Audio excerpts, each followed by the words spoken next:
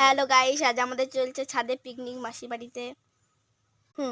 দেখতে পাচ্ছ এই যে এগুলো কি? তো আজকে আমাদের ছাদে পিকনিক হচ্ছে। নিচে মাছ মাংস আছে বলে তার জন্য আমি পেঁয়াজ রসুন এসব ছাড়াচ্ছি। আর আমি সবজি ছাড়াচ্ছি। মাংস রান্না হচ্ছে। দেখো এদিকে সবজি কাটা হচ্ছে। এখানে ফ্রাইড রাইসের চালটা দিয়ে দেওয়া হলো। এই যে এখানে পুরোটা চাটনি হবে, তার টমেটো কোচানো হয়েছে। পিকনিক হচ্ছে, পুরো ফ্রাইড রাইস কমপ্লিট।